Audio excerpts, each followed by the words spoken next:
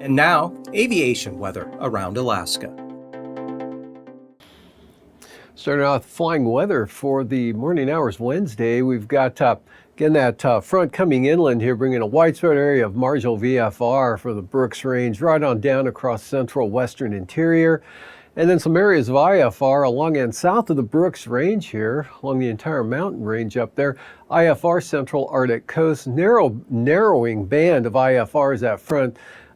Sort of weakens here as it moves inland, so IFR here from about Cape Newnham, Southwest Hills, trailing back into the eastern Aleutians.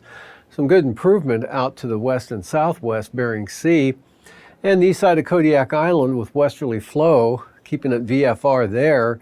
And improving conditions over the eastern interior, at least VFR there from the Yukon River around Eagle all the way down in towards Yakutat, and just some spotty areas of marginal VFR for the southeast coast.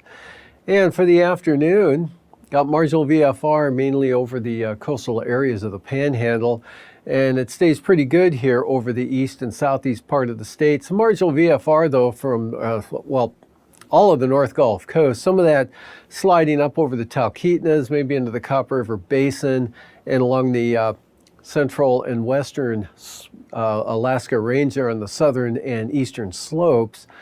And marginal VFR here right on down across Bristol Bay to the Alaska Peninsula. And good VFR in the forecast here for the southern Bering Sea. All of the Aleutians there moving into the western Alaska Peninsula. Kodiak Island VFR right up into Cook Inlet.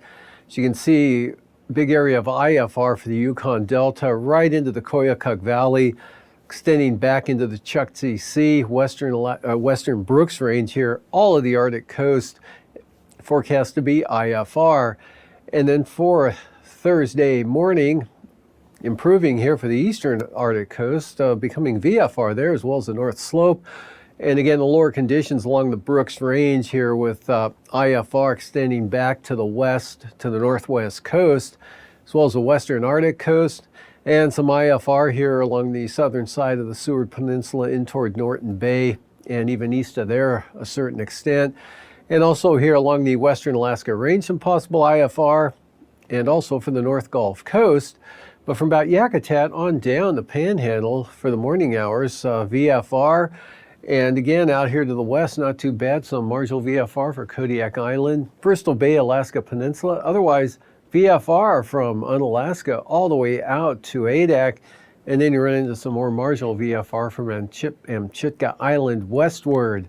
And for the afternoon hours, that all leading ahead of a front which pushes IFR in toward Adak in the later part of the afternoon Thursday.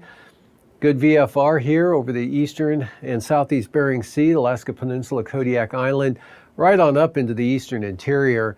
And then with the southwest flow continuing here, that keeps it socked in with IFR, keeps the northern Kobuk, Koyukuk Valley areas, Noatak Valley, right up to the crest of the Brooks Range, I should say IFR, back to the western and central Arctic coast. And for the Gulf of Alaska, some marginal VFR over the central and eastern areas. VFR for the Panhandle.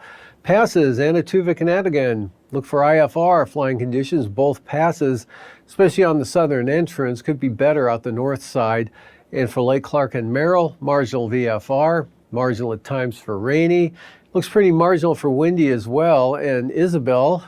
But in Tasta, VFR, with possible marginal VFR in the southern entrance. Tanita, occasional marginal VFR at times tomorrow. With Portage, same forecast, occasionally marginal. Chilkoot and White, VFR.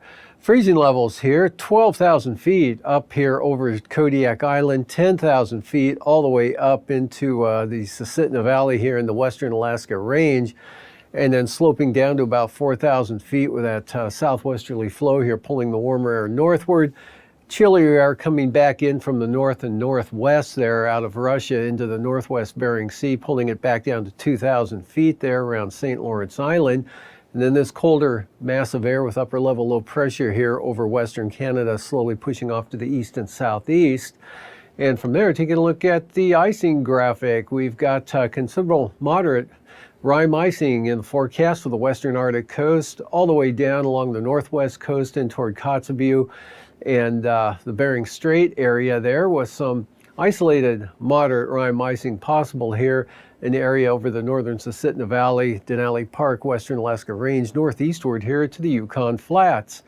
And from there, taking a look at the jet stream at 33,000 feet, strong southwest flow here, up to 185 knots across the western interior, 125 knots here south of Nikolsky, all the way up to the eastern Arctic coast there, and then lighter northwesterlies over the far western Bering Sea. High pressure right through here, ridging into the North Gulf Coast and the Yukon. North-northeast winds up to 125 knots there across the British Columbia coast. And for 9,000 feet, strong low pressure here slipping northeastward into the Chukchi Sea. 70-knot westerlies forecast for the Seward Peninsula. Even stronger 80 to 85-knot winds here up over the east and northeast part of the state, extending southward. The stronger winds again with the front right through here. So in advance of the front here, winds anywhere from 60 to 80 knots, turning westerly at 55 knots over the southeast Bering Sea. And moving on to 3,000 feet, we've got pretty strong westerlies right across the Seward Peninsula, Norton Sound, up into the Noatak Valley and Kotzebue, Selawik Valley, especially there. 50 to 60 knots right in this area, and pretty windy for the Arctic coast and North Slope there. East 50 knots or west 50 knots for the eastern Arctic coast, and about 40 knots southwesterlies for the west side. By contrast here, very light winds over the southeast interior and down across the Panhandle.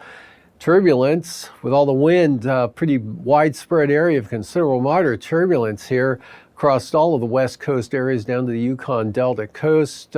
Just north of Nunivak Island, light to isolated moderate turbulence down to the Pribilofs, and along the east side of Kodiak and Fognak Island, maybe even into the Barren Islands, occasional moderate turbulence there. And with those stronger winds there, occasionally moderate turbulence for the eastern Arctic coast, smooth to the Panhandle and the southeast interior. Light to isolated moderate turbulence for the central Aleutians.